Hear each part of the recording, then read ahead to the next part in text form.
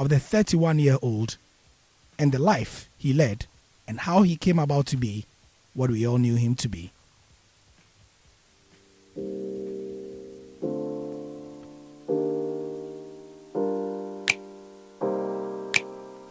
I'm a lit kid, B.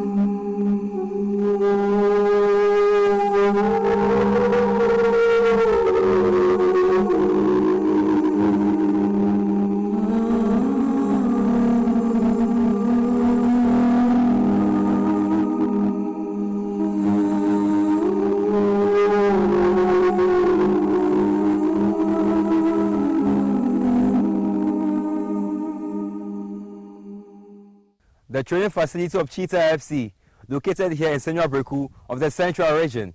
On a Saturday morning, players will be engaged in football drills or preparing in earnest for a league game or any match whatsoever. But today, 1 week after the confirmation of Christian Achu's death, it's a little different.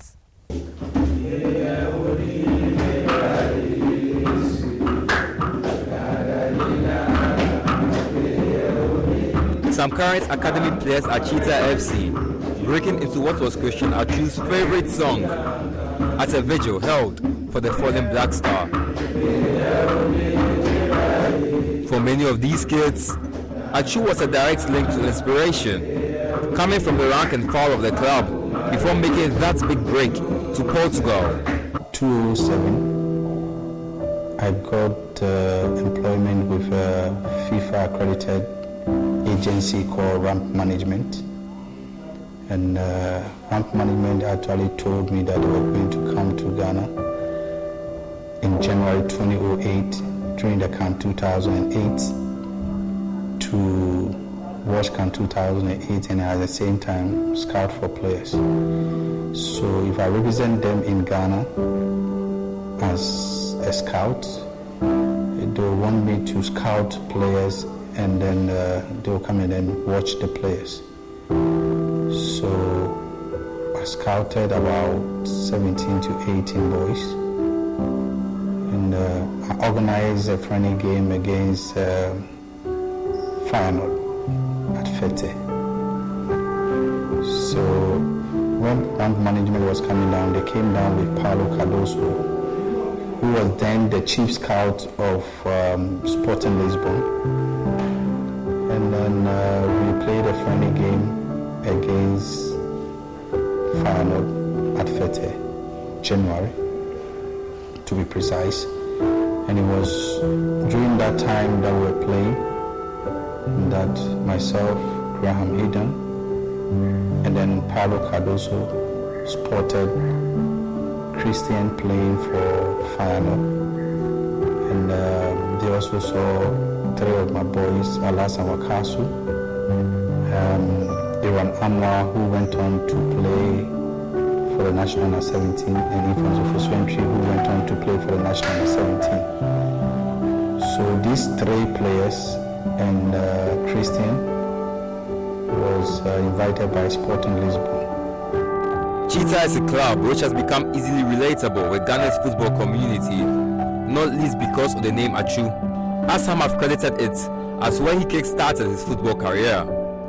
But for a man whose stories of modesty and dedication to the Christendom sprang up following his death, his football career could only begin at one place. Sand, gravel, and a netless goal post. The Pentecost Park here at the Achimota community, and was in this particular post Christian Achu scored his first club goal for Peace FC. Christian, who played for Peace FC for about 5 or 4 years before eventually joining Feyenoord. And this is where his career truly started. Match against Shooting Stars at Pentecost Park. That day was marvelous. It's marvelous. Oh God, that's life. Before I met Achu, one of his brother called Ofuchu Trasan, he came to play my brother's team. The team name is Jawara Babies.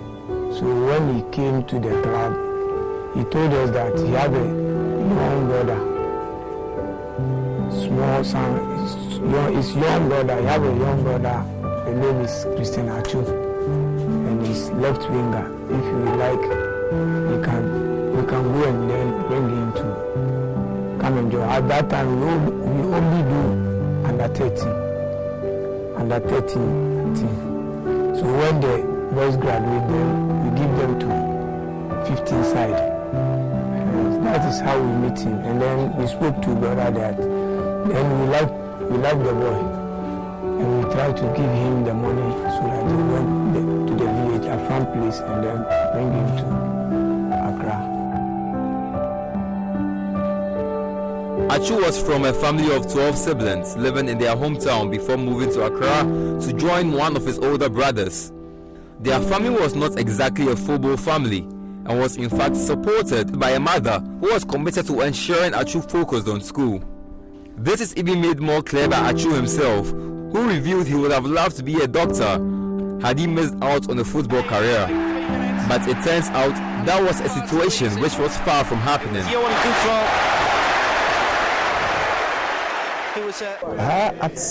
As early as 5, or let me say 4, he's somebody, he kicks everything around. And the old boy used to say that he knows Achu will become a very big player. And when he was growing up at age 8, 9, he started telling people he'll become a very big player. And as if he knew what he was about, he was determined to become a very big player at a very tender age. And the rest, I would say, is history. We all know who Achu has become. When we are going to play match and Achu is not inside the game, I'm not feeling happy, because it's like we lost our maestro, because he's our maestro. Though we are all playing, but Achu is our favorite player. That is, Achu is in the game. You know that definitely we will win, because Achu know how to score, know how to play, know how to hold ball. So normally when you get ball, everybody wants to give the ball to Achu. Now, one of our coach give them now they call him Devio. I don't know the meaning by Devio, like small boy. Devio. He got that nickname from Medina because he plays with big boys, and sometimes they even come to call him to play with them because of the kind of things he used to do when he plays with them. Achu played with Peace FC at Abelempe for about 4 to 5 years, and that was where his talents and prowess first mesmerized onlookers on a semi-large level, speedily developing into the star of the team at even a young age. What I remember probably when we are going to play match, people come because of Achu. Oh, I'm coming to watch Peace FC match, but I'm coming because of Achu. Everybody wants to see Achu. Everybody wants to come and watch Achu Keke. They want to come and watch his ball, how they play. They're cool. Achu will be stubborn, they're cool. When they do my matter too, when they like, when they go out, when they do those things, no. You know the church matter. So Achu they do. Now only that they take laugh from them. So anything their church. We they go play match where they give us supporting time. Come and say, make a go church camp. We they go away safe and they go church camp. We they play home, we they go church camp. Sometimes if we they play home, they come inside second half because we go church. the time we need Achu for first half, we will see Achu unless second half. You can't see. We people to become back because of Achu. So you don't see our first half for the You say your team not reach. Our team not. You say if Achu not did again, I say the team not reach. However, the magic of Achu with Peace FC did not start so easily. When he first came, he was young and the body is smallish. The body is smallish. So he came to meet big boys. Most of our boys are big. He's smallish like this small boy. So his body is smallish. So when he play small with them, then it's like they are heavy than him. So we tried to encourage him to play because he's a talent. He knows how to play. He's a very good player. Always when he's in our team play good football. So always we like to feed him in the matches. So when he came and played 2-3 matches, then his brother is staying at Medina. So then he ran away and go to his brother's place. He don't want to come back. Then I'll take car from Achumota here to the Medina. Why did he not want to come back? Because the match is heavy than him. He's too young and his body is smallish. They play strong game than him. So I will always go to the brother's place and I'll pick him from Medina.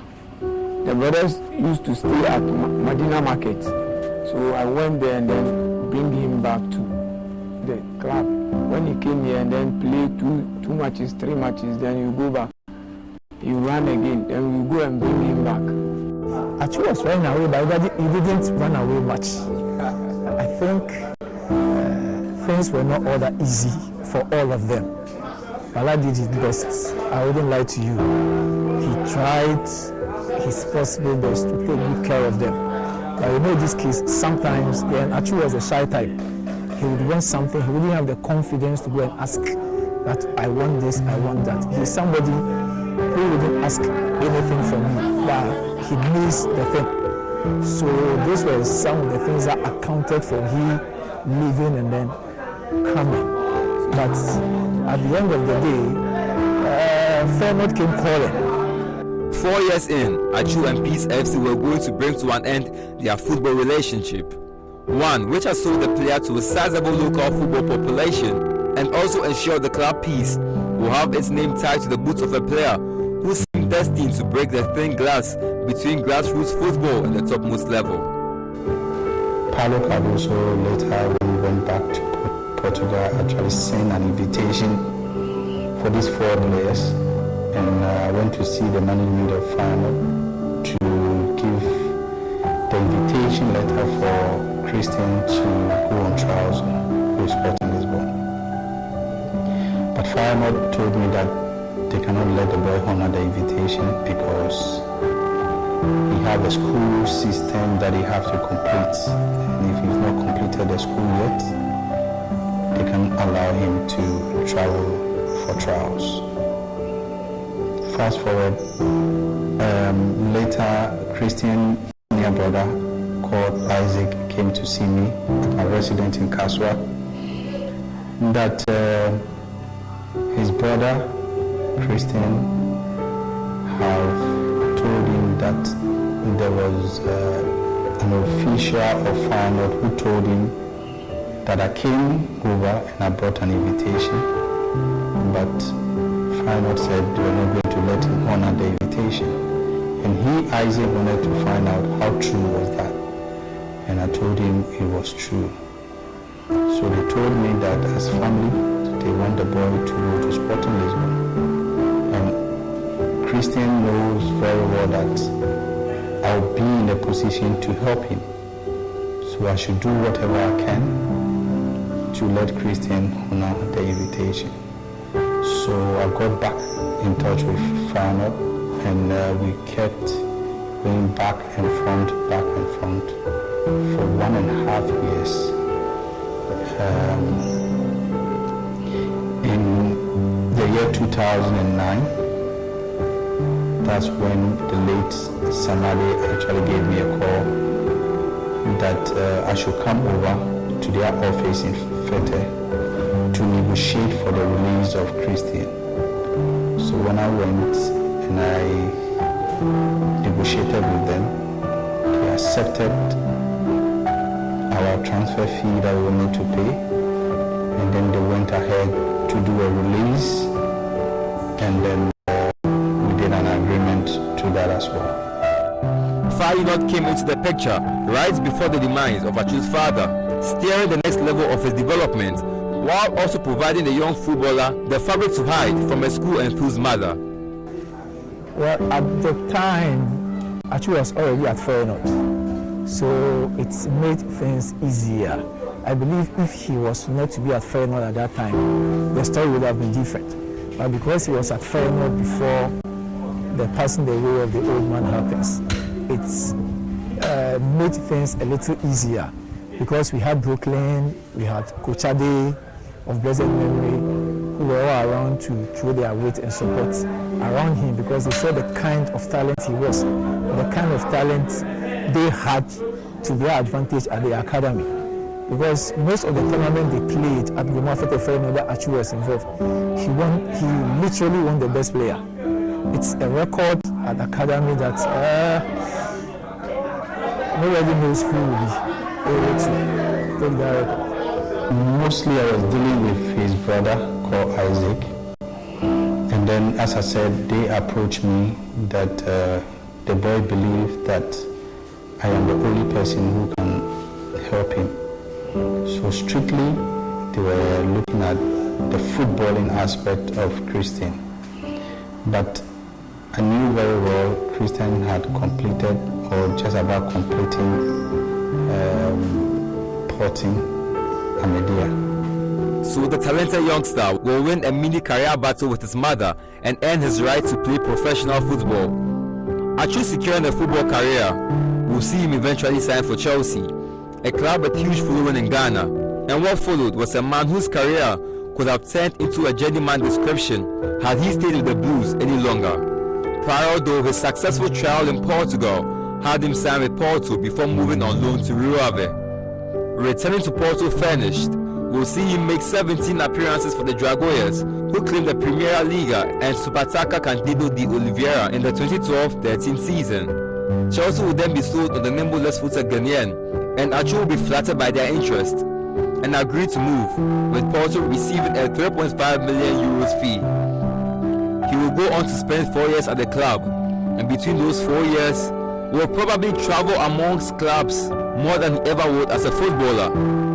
5 clubs and 3 countries is a summary of Christian Achu's story with Chelsea. Eventually though, it will come to an end when he permanently leaves Chelsea for Newcastle, where he will enjoy stability for 3 years. All in all, the former Black Stars winger played for 10 clubs, both on loan and as a permanent signing, probably providing him the opportunity to leave an impact on a larger number of people and at places, an opportunity a more stable career might not have given him. Achu naturally, people grow up with their philosophies. He believed nobody should suffer.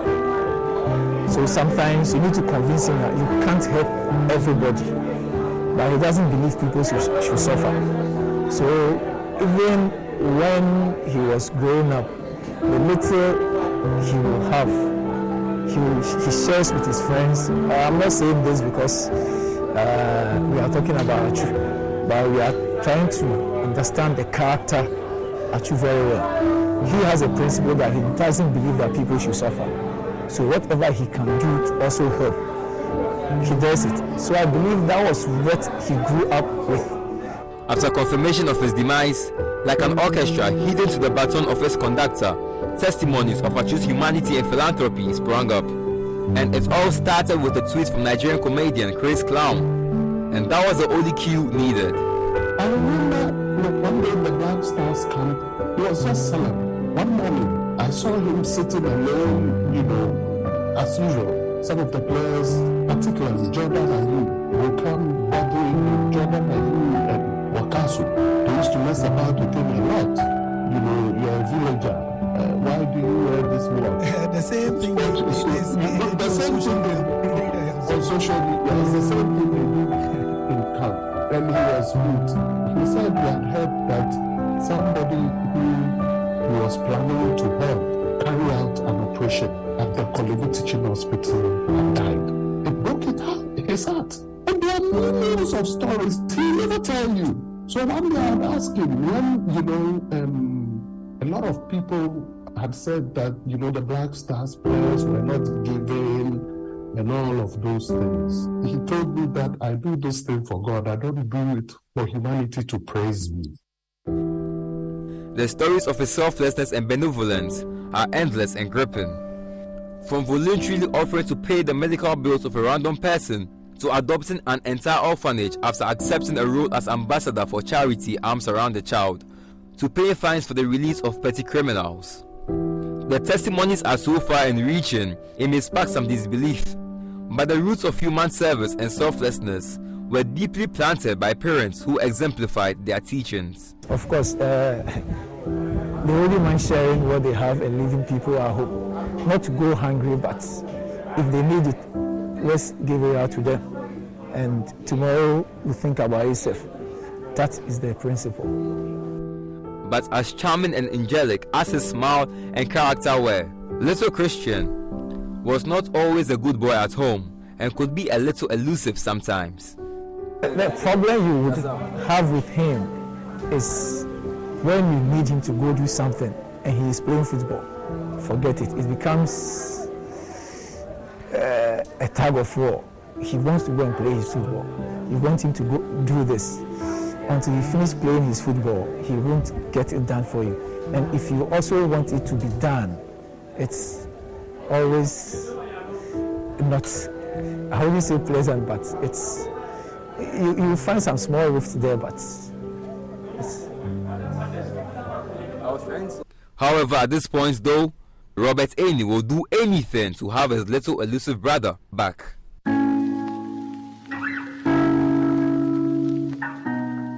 Three weeks after the confirmation of Christian's passing, family and former local clubs have still not fully come to grasp with his passing. But the football must go on, and these clubs will make attempts at creating another version of the player who sold them so well. Well, this small boy came from Asim Fosu. He's also talented. He's like Christian Achu. He's a very good player. He's also he played left leg. So I went there and then scouting him. I saw him. He came from bad background. So I brought him so that he also will get his future. He's a very good player. Play like Christian Achu. So we used to call him Achu. And at Cheetah FC is Ishmael Otu, a player who has inherited the number 7 jersey, one which was reserved for Achu during his time with the club. And Otu well understands the weight on his shoulders. I feel some pressure a bit, but to me, like I promise myself that I'll make sure that I'll continue his legacy to achieve my goal. Now I am a young footballer, but like I want to encourage myself to do more than what he did. So like they expect more from me. So I have to work hard to be there. More times when you guys are playing like league match or any football match, sometimes he appears into our mind. So like we used to remember him a lot.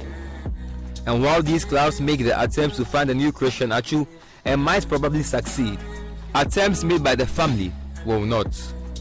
It's not been easy, but we are still going through whatever shock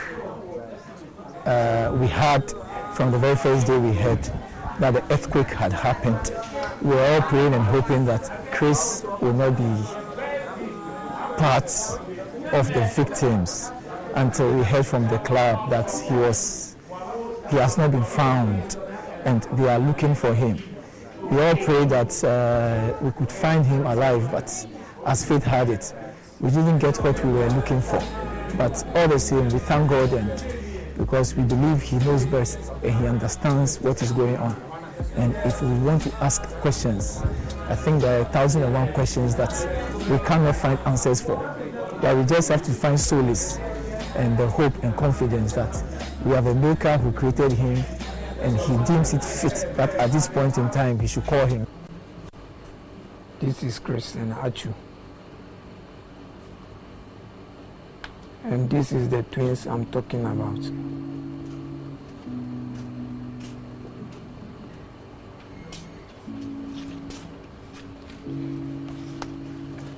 Here is Christian Achu. We had a term called Achu Do It that I will not forget. Right from his young age with Cheetah, when you say, you shout, when he's playing, you shout, Achu Do It, he will do magic. I remember we went to play against All Blacks, shouted, Achu Do It. Achu is a player who knows when to play one-touch football. He has a quality right from nowhere. He will just accelerate, and his acceleration and speed afterwards is marvelous. So once you say Achu Do It, leg over, dribbling, acceleration, speed, you'll be surprised at what the boy will give you. After playing All Blacks, Ben Foucault actually called Mr. Chermy, then of Brecum Chelsea, and then told him that he spotted a talent in Cheetah, special talent. So Mr. Chermy called me that he wanted to organize a friendly game between Brecum Chelsea and then Cheetah. At that time, Brecum Chelsea were actually having pre-season in Second D. So I remember Mr. Chermy paid for our transportation and accommodation to Second D to play Brecum Chelsea at Jindu Park. When we were playing, Odro Osafo was sitting next to me, and he was like, he's not seeing anything much of the boy. And I said, do he want me to tell the boy to do it? And he said, no, let's wait, let's see what he can do. So later he was like, no, I'm not convinced, I'm not saying. So I shouted from the stands, Achu Do It. And then Christian was marvelous. He started dribbling, and then Odro Osafo, in one of those dribbles, he body swerved the guy as if he was going to the right and went to the left. The guy fell, wanted to wake up, Achu bring him back and move him forward. And Odro Osafo shouted, Ureria, Ureria, like he's crying. So that Achu Do It in an Ureria from Odro Osafo became a 10 that when Odro Osafo see me anytime, he say Achu Do It. And I went Ureria. So that I'll never forget. What I will not forget is anytime when I spoke to him, when he did something wrong and I spoke to him, he used to say, Coach, I beg you, be patient. We know we have committed, so forgive us. We promise you next time we'll do it right for you. That is what I used to remember him. In Ghanaian culture, anytime someone passes on, tributes or sweet words and heartwarming narratives engulf the atmosphere of mourning, and it sometimes tends to look reaching. But with Christian Achu, these thoughts can be spared. Tributes and testimonies have come from across the country and globe, from Gambaga to Accra, we also to Keita, Tatale to Lagos, from Arizona and across the Atlantic to London and Newcastle, down to Huazong. It will take time for the family to find closure, or they might even not. But as Achu says his final goodbyes, with the heavens looking down, there's only one thing we all can say. Lord, hear our prayers and be merciful to your son, the late Christian Achu.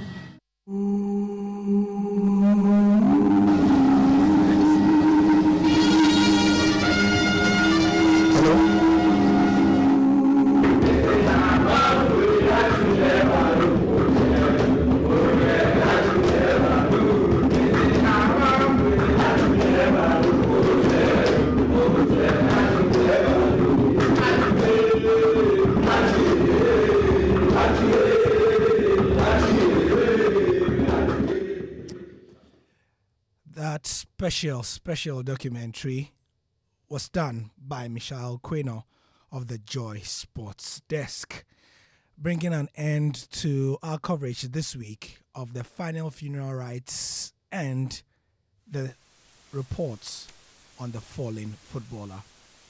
This is the Joy Sports Link. Joy 99.7 FM. Charlie, Bet365 is now officially live in Ghana. If you're into your sports, there's never been a better time to get involved. Get a piece of the action and bet across a range of markets on the biggest sports. And if you like your soccer, it gets even better. 2 Bet365 soccer jackpots are available every week over the entire season. You could win up to 5 million cedis for betting as little as 2 cedis. Hiya! Yanko! Visit the official site at bet365.com.gh and join. Over 18s only. Terms and conditions apply. Please bet responsibly. Bet365.com.gh is regulated by the Gaming Commission of Ghana. Just gone by 15 minutes after 1 here in our studios in Kokomlemle in Accra. This is the Joy Sports Link, and I'm Gary Al Smith. We are segueing into Europe.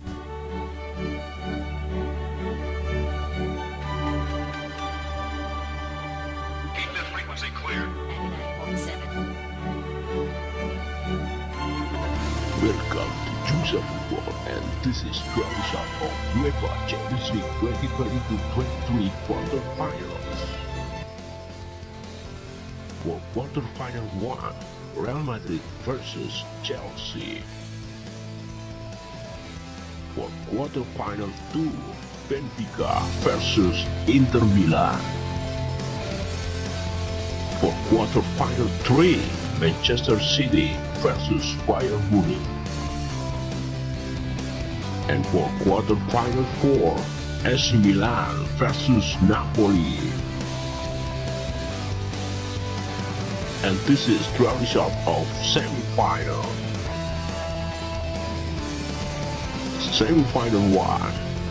Quarterfinal match 4 versus quarterfinal match 2. Semi-final 2, quarter-final match 1 versus quarter-final match 3. And this is full schedule for quarter-finals and semi-finals. So, the Champions League draw, if you missed it, it was done yesterday. Amazing stuff. Big matches, good matches. We had a preliminary analysis of it on Game Plan yesterday, and then we took to Twitter and had a special spaces for it as well. We'll now look at some of your comments and some of the things you said, plus we have another round of analysis with Nicholas Forson, who joins us. He was with us during the World Cup, and it's a pleasure to have you on with us here on the Joy Sports Link. Nicholas, good afternoon. Good afternoon, Gary. Pleasure to be here. Yeah, you heard the draw. You saw the draw yesterday. Lots of people had lots of things to say. Hassan Salihamidzic of Bayern Munich, of course, would take his match as the most exciting. He said Bayern meeting Manchester City was the biggest draw of the round. I'm not too sure about that, but maybe you do. You think so? Yeah, on current form, when you look at the two teams and what they have to offer, yeah, Bayern as dominant as usual in the Bundesliga, what you've come to expect of them, owing to the fact that they've won, I think, 9 or 10 league titles on the trot. And you look at the form Man City has always had. I mean, they were highly tipped to win the Premier League this season. Arsenal have surprised, but there's no doubt about Manchester City's quality. We know the options that Pep has.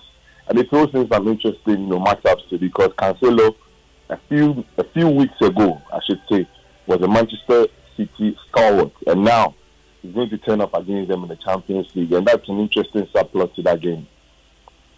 It is indeed, and for those who did not hear the draw, or you're just joining us, this is Joy 99.7 FM, the Joy Sports Link. It's been a packed show already, and I must say, Nicholas, is your radio set on? I'm getting slight feedback, just in case. No, I'm actually not even close. You're not even close to the radio set. Okay, then it must be from here. We'll be checking it out. But we are now into the realm of the Champions League, where the draw put a very interesting bunch of pairings out. Real Madrid will be playing Chelsea in the quarterfinals.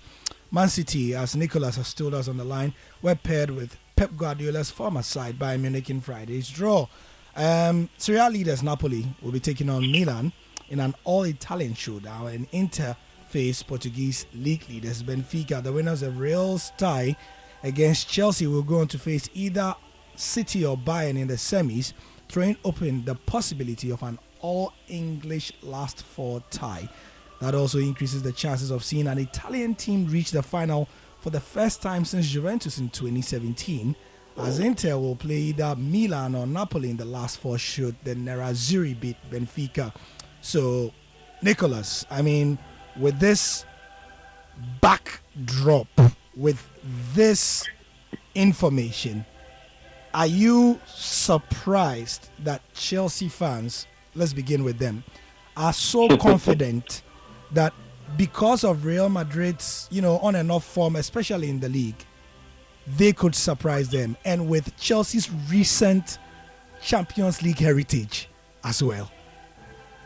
Yeah, they seem to be a bit confident. Also, when you consider the fact that when you look at the head-to-head between Real Madrid and Chelsea, I mean, when you talk of Real Madrid, that's European royalty, Champions League royalty.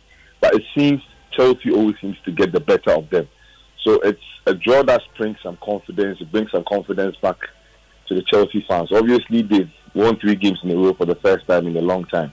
So there's a bit of confidence running through the team and a bit of momentum. So it's raised, their expectations a bit. But I think they're being a bit too confident, personally. I'm not being, I'm trying to be as objective as I can be. I think they're being too confident because we all saw how Real Madrid totally dominated Liverpool at Anfield, something that hasn't happened in decades. And you saw how Real Madrid just turned up when they had to, after actually being 2 goals down in the first half. So you know that when it comes to the Champions League, there's always a special thing about Real Madrid. Yes, in recent history, as you said, Chelsea have gotten some heritage in the Champions League as well. They've had a wonderful, when you look at their head-to-head against Real Madrid, I don't think Madrid has actually beaten them over 2 ties in the Champions League. Or even if it's happened, I think it's just one. Sorry, that was last season.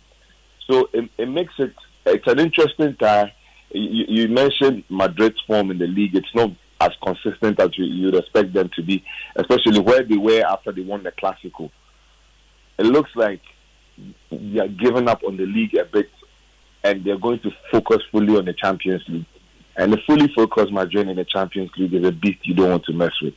So I'll tell my Chelsea friends to temper a bit with their expectations. It's going to be an interesting tie. 2 teams wanting to find some form for one reason or another.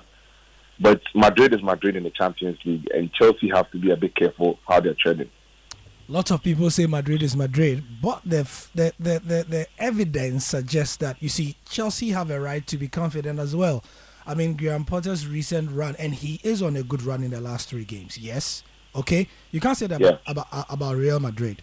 And Chelsea also know that they are getting a couple players back into the fray when the matches come around on April 11 and 12. How does that impact this game? It's going to have a huge impact, especially when you consider someone like N'Golo Kante. There was word at the press conference yesterday that there's a likelihood that he's going to make the bench at least today. So that's a huge player. And when you look at the signings, I mean, there's been so much noise made about the signings. I'm sure you and myself can relate to the Mudryk incidents and how Arsenal seem to have been swept. But it looks like finally there's a bit of team chemistry with the multitude of signings that Chelsea made. There's no denying the quality in some of the players they got.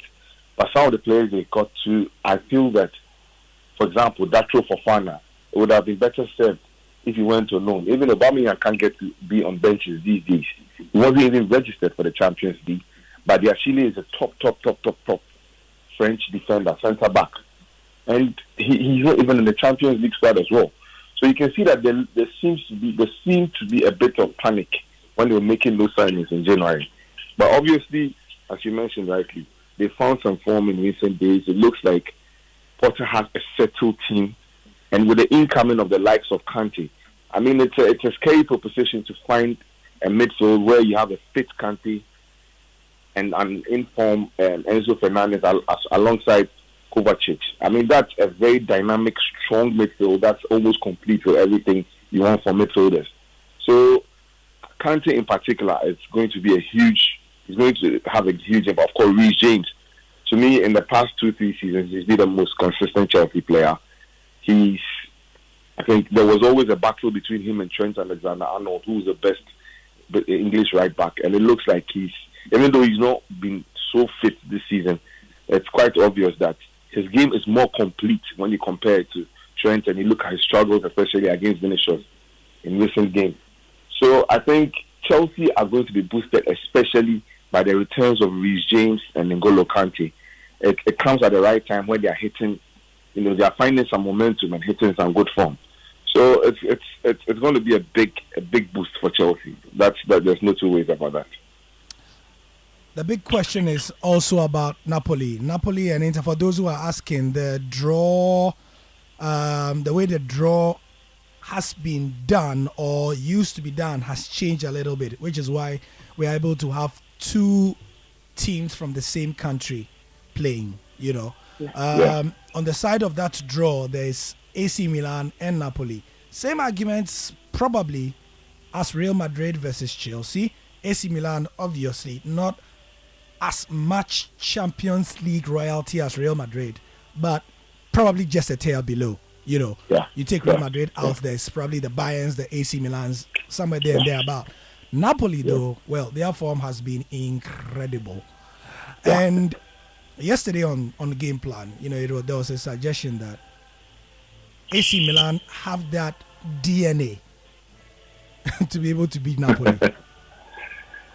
To be frank, Milan, yes, we talk about Champions League royalty. When you look at the next year after Real Madrid, you look at the Bayerns, rightly, as you said, AC Milan, Liverpool probably, who won it as many times. I think Liverpool have done it 6, Milan have it 7 times. I think Bayern have it 6 times, if I'm not wrong. But, I mean, it's been so long to see even Milan just qualify for the Champions League. And it's a breath of fresh air to see them make the quarterfinals when it looks like they're having a very bad season in the Serie A. Personally, I am not too surprised by their form they're showing because, yes, I'm not taking anything away from them. Last season did well to win the Serie A. But I feel that they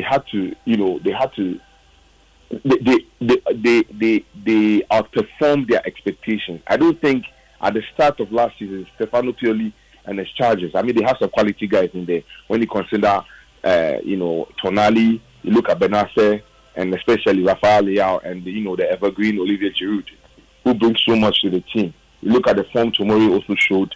Mike Maignan was a solid keeper before the injury. He's now coming back in. I mean, it's giving them some boost because honestly, I didn't really put too much faith in Tata Rusano. He always looked a bit jittery and shaky. I feel that there were more quality teams in Italy last season, far more quality teams with some good coaches as well. So honestly, Milan winning the league last season was a huge surprise. So I always thought it was going to be difficult for them to follow up with their performances last season. And you can see that the pressure of being champions has weighed a bit on them. Probably they were a bit of an unknown quantity to a lot of... Yes, Milan is a huge club and everything, but we can all agree that they've not, until last season, it's been a while for them to hit the heights they used to hit under the likes of Gattuso, Pirlo, Ambrosini, Kaká, to name but a few. So I feel that it's weighing on them a bit that because they're champions, they have a bigger target on their backs these days when they're playing in the Serie A. So it's made them a bit. I mean, their form has been obviously questionable, and you see the position they find themselves in. They've drawn and lost some games, which have been very surprising. On the flip side, in the Champions League, because people, I don't know if you say the teams underrated Milan, but when you look at the form Milan has and the fact that they haven't competed in the Champions League for such a long time, and comparatively, when you look at other teams competing in the Champions League and the players they have, you think that Milan is not that much of a force to reckon with as they used to be. But they've ended up surprising everyone. And I mean, they made it out of a very tough group. you can never write away, I mean, I think it was a straight shootout between Salzburg and Milan. Yeah. But you saw Dinamo Zagreb beating Chelsea in that group. So it was always going to be a tough group. Credit to them, they made it out. Against Spurs, these are two teams who are very inconsistent. So it could have gone anyway. And they've ended up in the semi-final. Sorry, the quarter-final. When I consider all that and I look at the juggernauts that Napoli are this season, Gary, I mean, personally, Napoli are my favorites to win the Champions League. Probably, I'm speaking more as a neutral. They're playing the best football in Europe this season. They are so confident. And they have two deadly forwards in Osimhen and Kvaratskhelia. Kvaratskhelia, I always struggle to get that name. There's so many V's and K's. And, he is a guy, probably to me, he's the most informed winger or forward or playmaker in Europe this season. He's so consistent. He comes up with assists, goals. He seems to have the perfect synergy with Osimhen, who's always had the potential to be a top striker when you look at his physical attributes. But he's added the confidence and the finishing to his game these days. And some of the headers he's been scoring this season is going to make Cristiano Ronaldo proud. So I feel that Napoli have a well-balanced team. You look at Stanislav Lobotka, you look at Anguissa, who's in the form of his life. Zambo Anguissa, the Cameroonian midfielder, who's in the form of his life. You see Kim Min-jae, who to me has been one of the best centre-backs in Europe this season. You see Alex Meret, who was always a potential Italian number one before Donnarumma came up. He's finally showing he's realizing the potential that people expected him to show. You have Rahmani next to Kim Min-jae, as I said. I mean, they have so many options, even on the forward position, alongside Kvaratskhelia and Osimhen. You have options like, before I go there, the playmaker, Zielinski, who's always been very consistent across the years. But you have players like Heaven Lozano who can contribute goals, so explosive with his pace, his dribbling, his skills, his shooting ability, the Mexican winger. You have players like this who can change the game in the blink of an eye. And I think the first thing that gave them so much confidence was that performance against Liverpool in the group stage at the Stadio Diego Maradona. I think that they've taken so much confidence from that performance, and it's reflected in their form. I think by far and away they're going to win the Serie A this season, and that's given them a bit of confidence. And they have a wily old character, Luciano Spalletti, he's been around the block. He's been everywhere. He came, I think, since Batistuta's days. He's a coach who came closest to winning the Scudetto with Roma. So he's always had the quality. He's been at Inter, he's been at Zenit. This is a coach who's been around for a bit, and he has the experience, and he's got his team playing exactly how he wants them to play. To me, I think they're favorites. They are so consistent. And if they can keep Osimhen and Kvaratskhelia firing, I think it's going to be a tough day or two tough matches for Milan. It's perfect. It's probably the perfect, to me, it's a perfect tie for Napoli, because if they were drawn against probably a Real Madrid or a Bayern Munich, or maybe even Man City, who don't have too much of an European pedigree, I think the fact that psychological hurdle that, yes, they are a top team this season, but they're playing against one of the top dogs, one of the top tier teams in Europe, would have affected them.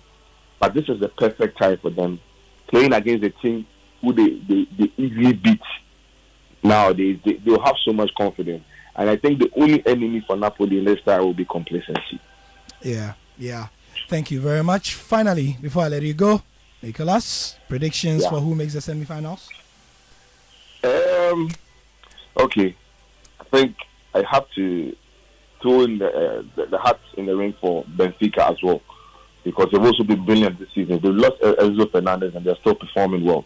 So I think Benfica over Inter, who have also been a bit inconsistent this season. So Benfica makes it out, Napoli makes it out, and that will be one time in the semi-final, Napoli versus Benfica. Now we go to the tougher side. Man City, Bayern Munich. It's going to be really, really tough. Two teams who are bent on having possession.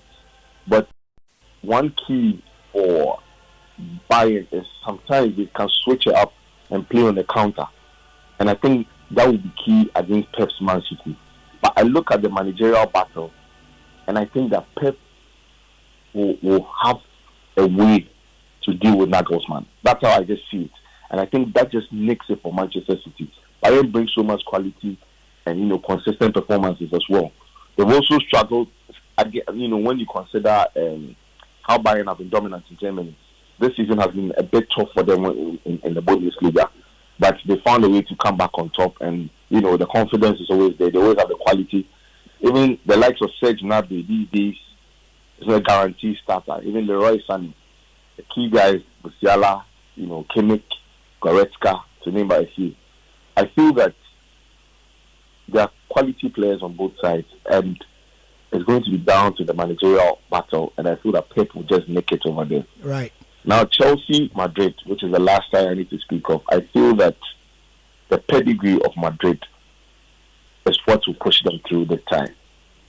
I would actually love for Chelsea to qualify, which is surprising, being owing to the fact that I'm an Arsenal fan and we get through almost every time. We saw what happened in the Europa League. But I think that Madrid have too much quality for Chelsea. And I feel that the confidence they have taken from the Liverpool tie will push them through. So, just to wrap up, I feel that there's going to be a semi-final between Benfica, Napoli, and Madrid, Man City. Thank you so much, Nicholas Forson. Pleasure to have you on the Champions League analysis, because we all have all those games live here on Joy 99.7 FM when they do come around the quarterfinals. Supposed to be April 11 and 12. So we'll be looking at that as well here on Joy FM. This is the Joy Sports Link.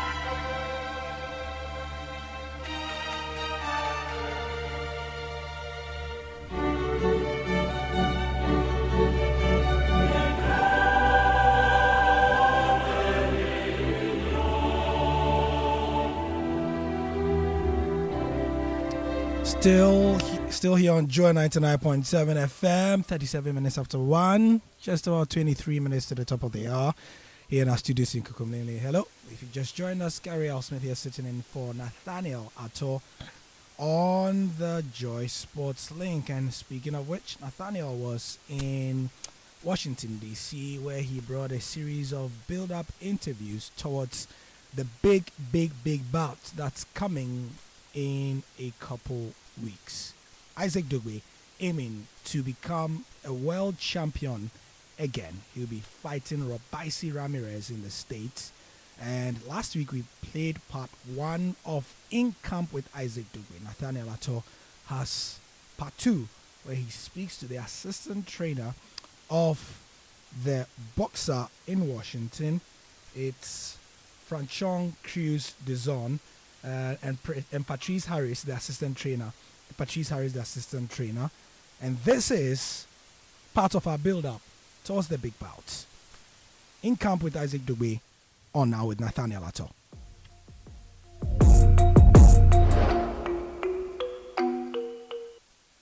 A, B, C, D, E, F, G, H, I, J, K. Yeah, well, that's a nice necklace. So you designed this yourself? No, this is like a vintage piece that I just customized. Okay.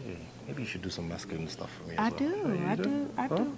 Both. Oh, sorry. You cut us there, huh?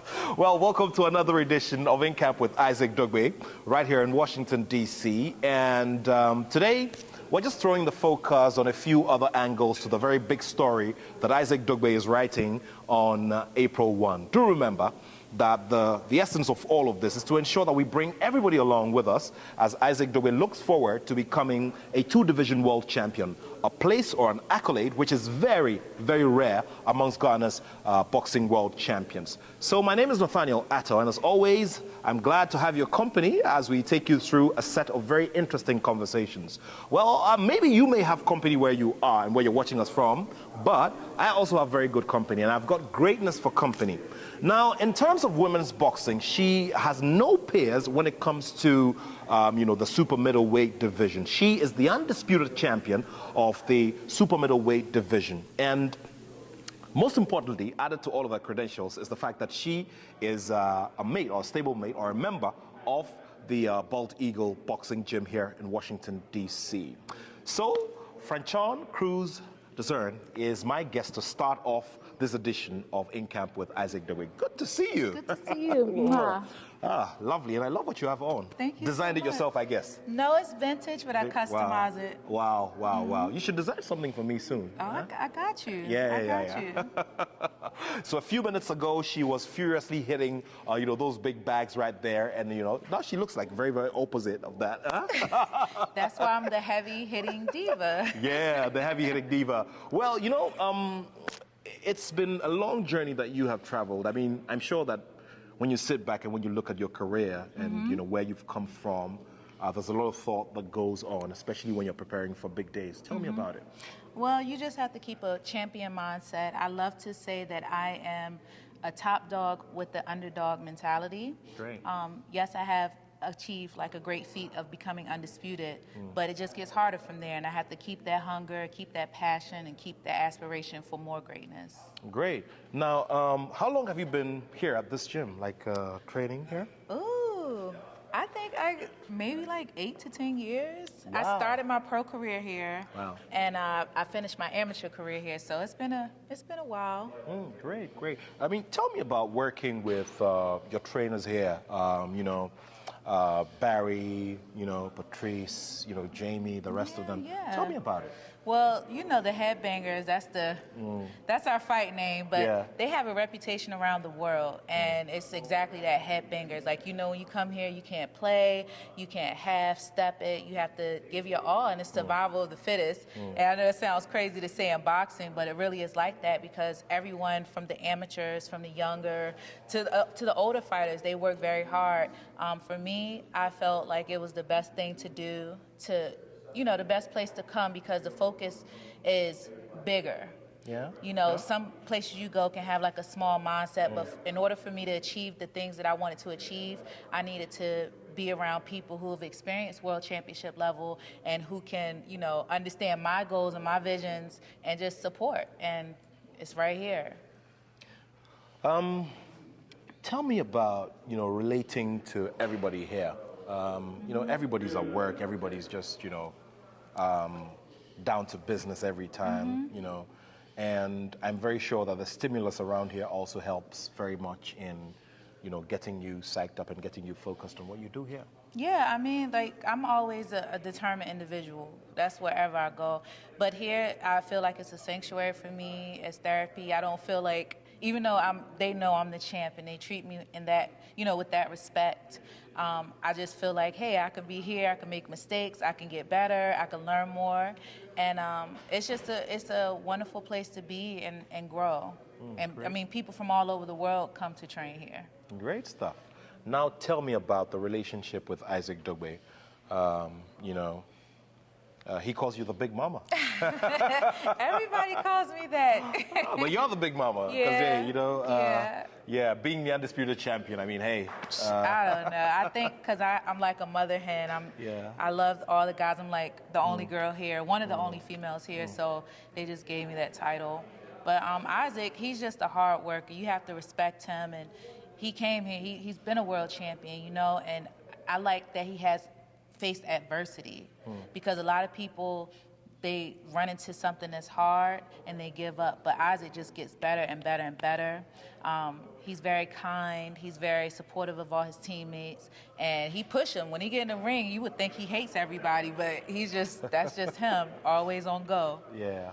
Now, considering that you are in the space, a space that he's been in before, I don't know what your reaction was like when you heard that he has an opportunity to become, a 2-division world champion.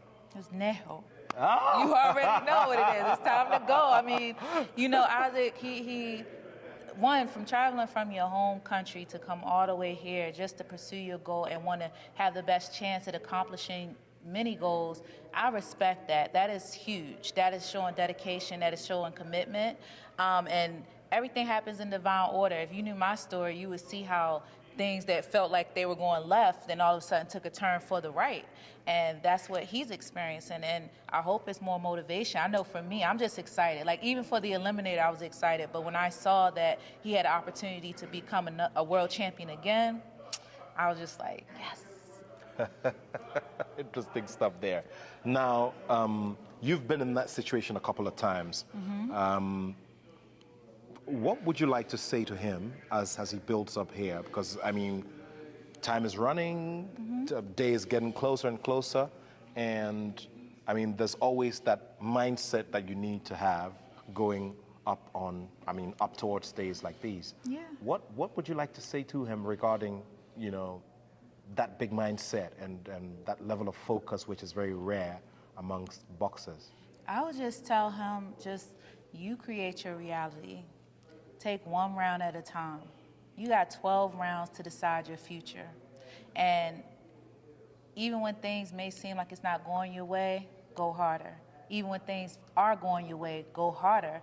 And he has complete belief in himself. I see it in the way he trains, just the way he speaks, the way he carries himself. He carries himself with grace in defeat and carries himself with grace in achievement. So, I mean, he knows what to do to become a champ. He's been there before, so just do what you do.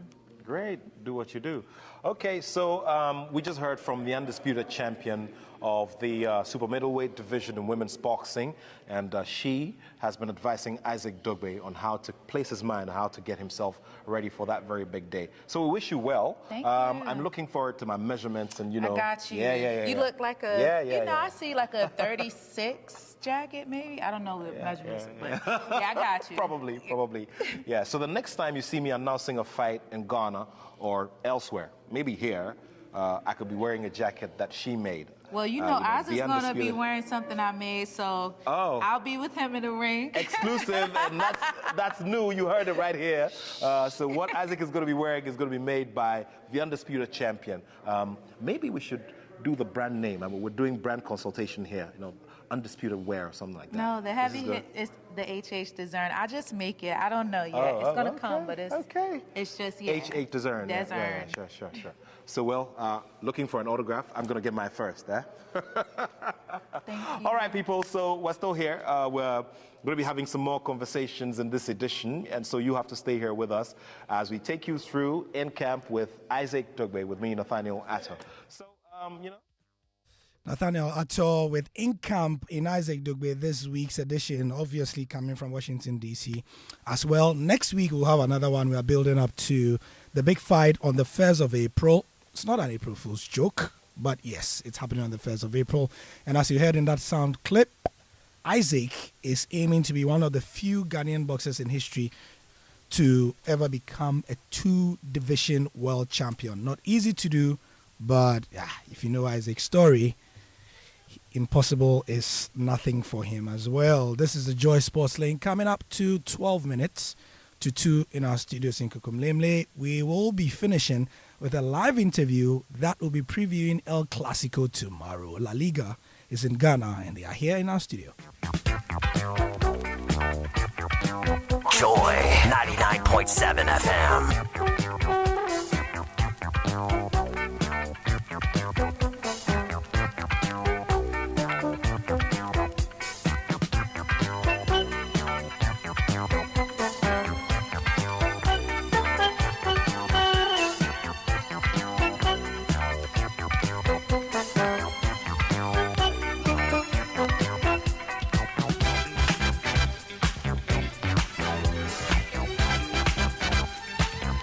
Joy 99.7 FM.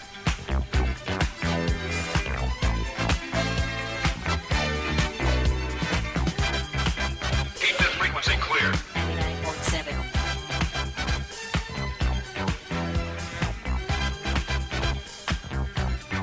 Joy 99.7 FM. And it's here we are building up to El Clasico, biggest match on the Spanish football calendar, one of the biggest matches in the world. And for the past 3 years, if you've been paying attention to Joy FM and Joy Sports in particular, we've been partnering with La Liga to do lots of awesome stuff. This year, once again, we are doing El Clasico with them. And every year we have delegates from Nigeria and Ghana for La Liga representing in this country to help with activities to bring awareness to El Clasico, and then there's always a public viewing. Every year they come to Joy FM, and so they are here. Mutiu Adepoju has always been with them, former Nigeria international. Spent a lot of time in Spain, played 48 times for Nigeria as well. Has some really cracking memories of showing the Black Stars Pepe and also getting Pepe from the Black Stars. But today is on here, as he's been for the past 3 years or so, except the COVID year, of course, to help in the build-up to El Clasico, which is tomorrow. Mutiu, thank you for joining us here on Joy FM, and welcome to Ghana again. Thank you very much. Yeah, good to have you. Yes, you were saying. I said it's a pleasure being here. Thank you for. You've been here for how many days now? Like 6 days, I think, or 5 or 4. 5 days. 5 days. I think. Yeah, we came here on Monday, and it's been awesome. What have you been up to? The reception from everywhere has been awesome, and I mean, I really like it. It's always been like that in Ghana. Anytime I come to Ghana, I always have fun. What have you been up to in the 5 days you've been here? Yeah, we've been up to so many things. We've met, institutions like, the Ministry of, we've met with the Minister for Youth and Sports, and we've met with the President of, the GFA too, and we've done so many activations and so many programs, with, radio, TVs, and all that. So, and the reception has been very, very awesome. He keeps saying we because there are two of them in our studio. If you are following our live stream, you see one in a fedora hat. Desmond Chiji is the delegate for La Liga for Ghana and Nigeria, and he's in the studio with us. Desmond, always a pleasure to have you in Ghana, and also, of course, on Joy News and Joy FM. Thank you very much. Thank you to the Joy FM team. You guys are awesome, and thank you to the public. Thank you everybody for having us. It's been a wonderful experience. We enjoy ourselves anytime we come to Ghana. We just keep coming. Yeah, and thank you for the help as well. So if you hear a lot of our exclusives that have to do with La Liga content, it's through these awesome guys who keep facilitating them for us. And so you will be, as the international break nears, having an exclusive interview with Inaki Williams that was done a couple of weeks ago. Yeah. Yes, we are now going to play it. We'll be playing it on Monday or Tuesday, I think. That's and great. so this is the first time I'm saying it on radio. So that interview will be airing on Monday or Tuesday after the unveiling of Chris Hughton in Kumasi as well. But right now, you are here to talk El Clasico. The history of this fixture has lots and lots and lots going on, but what should we keep our ears open for where La Liga is concerned in Ghana and Nigeria? We're doing a lot of great stuff. We've been working on a project called the La Liga Grassroots program, which we've been working on now for the past 3 years, and we just launched it like a year ago. And the idea of that is having our own academy in Madrid. We have our own, La Liga has its own academy now in Madrid. And the academy is it's an opportunity to engage the players all around the world. It's also an area whereby we're trying to develop grassroots football properly, and also meet other stakeholders and partners and all that. And so the opportunity here is just to continue to grow. We believe so much in the grassroots football. And the good thing with La Liga Academy in Madrid is that it's not only going to be only about football. It's about sports, entertainment, and education as well. So it's something that is unique, that we are trying to add a different flavor to what we are trying to do. And also support women football as well, which we feel that is also important to do that as well. And it's going to be, I think we feel that it's going to be the next big thing. However, it needs the proper nourishment and the proper promotion and a proper training so that we can all get it right at the end of the day. And talking about that, also the women football is something that's going to generate a lot of opportunities, a lot of job opportunities.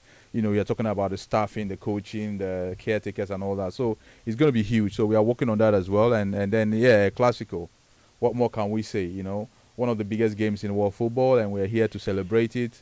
We want our fans to come out tomorrow It's going to be at the Polo Court, and we're just going to have a good time. And it's going to be some live action, live music. There's going to be some dance. There's going to be some performances, and there's going to be some mini competitions during the event as well. Busquets to Roberto. Did they gamble too much? The Champions League hero against PSG leading the break. Gomes looking for the overlap.